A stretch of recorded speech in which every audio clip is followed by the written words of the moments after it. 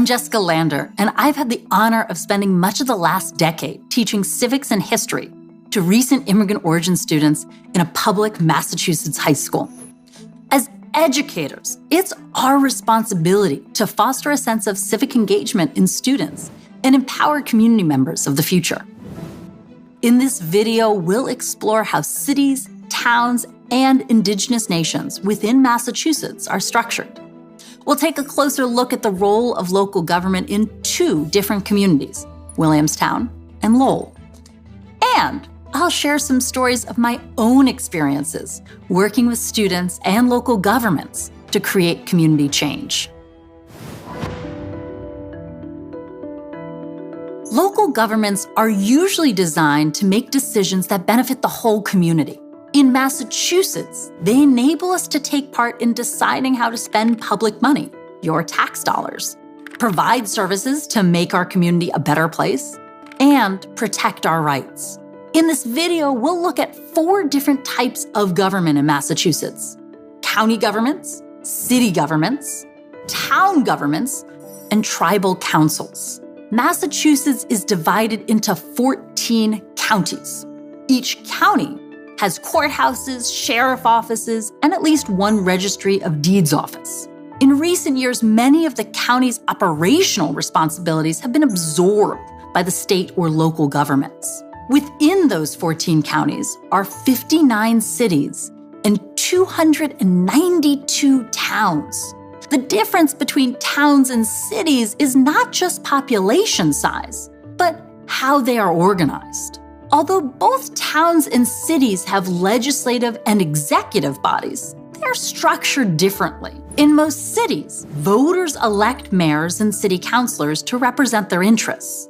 And in some, the city council appoints the mayor or a city manager. Legislative decisions are made by the city council and executed by the mayor or manager.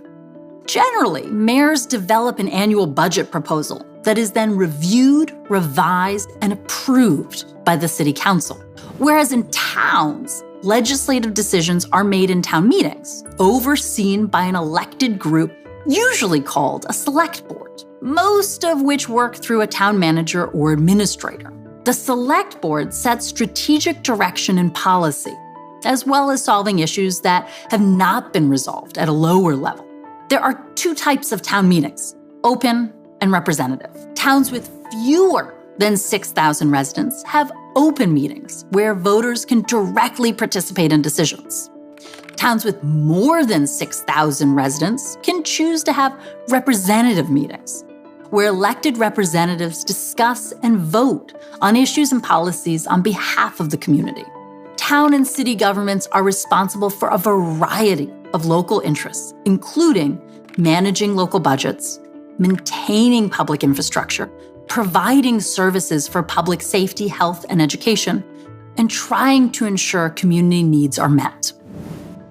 In Massachusetts, there are 2 federally recognized Indigenous nations: the Mashpee Wampanoag tribe and the Wampanoag tribe of Gayhead, Aquinnah. Each is governed by a democratically elected tribal council. There are also many other Indigenous nations in the state which are not federally recognized, but have tribal governments. Tribal councils make laws and oversee public services. The councils have departments dedicated to community needs, including health, education, and natural resources. Tribal courts uphold justice, and written constitutions define the laws and membership criteria of the councils.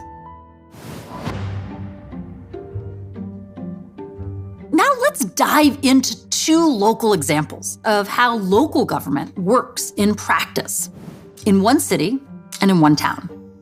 Lowell, where I had the honor of working for close to a decade, is a city in Middlesex County. Lowell's city government operates with a city council of 11 members, elected every 2 years. The council elects the city mayor and other key administrative officials. The council meets weekly, except during the summer. And the mayor, as the city's leader, not only presides over these meetings, but also represents Lowell at public events, encourages public and private partnerships, and ensures the execution of council decisions. Now let's take a look at Williamstown. in Berkshire County, which operates as a town. Voters convene annually at a town meeting. The elected select board appoints the town manager, who is responsible for appointing a number of town positions. And committees and boards are staffed by unpaid, elected, or appointed community experts and administrators. By understanding how local government works, we can empower community members to engage in our democracy. Regardless of citizenship status, all students and all community members have a vital role to play. The Massachusetts Department of Education has a civics project guidebook on how to implement civic action in the classroom. The 6 steps include 1, examine self and civic identity. 2, identify an issue. 3, research and investigate. 4, develop an action plan. 5, take action.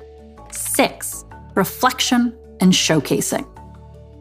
I want to share 2 examples of how I've had the honor of working with my immigrant origin students who have tackled civic action projects on community challenges, learning how our government works, practicing civic skills, and advocating for positive change. One of my classes was shocked to find that some of their classmates were food insecure. They researched the impact of hunger on learning and spoke with local food pantries. They decided to advocate for the creation of a school-based food pantry. Over the following months, my students researched and drafted a report detailing a cost, location, and logistical analysis for their proposed food pantry. They met with school officials and the regional food bank to propose their idea and ask for their collaboration. Excitingly, the community leaders said yes. The following fall, our school's Mill Market Food Pantry opened. Years later, it is still running and has been used as a model and replicated in other schools in our city. Another class wanted to improve the water quality in our school's water fountains. They researched the issue and realized that a recent report gave Massachusetts a C- rating for lead-contaminated school water. And they learned that there was a bill currently being considered in the state legislature to increase accountability. My students dove into the work, splitting up into teams to write and conduct a petition to gather student and teacher support for the bill. They ended up meeting with one of their state representatives and testing the school's water. Action civics can be transformative for my students, and it can be transformative for all students. I see it in the big moments and also the small ones. When a student turns to me while drafting a letter to a community leader and asks, So this is pretend, right? And I get to say, no, we're actually sending this. And their eyes get really big and they get a little nervous. But then they send that letter and they get a response back and they meet with that leader. And they see that their ideas matter and their voices are valued. And that is powerful. When young people understand what local government is, how it works, and what it does, and when they get to practice being involved in real community change, they grow to understand their voice and ideas matter. By engaging your students in the democratic process, you can help nurture active community members and leaders of tomorrow.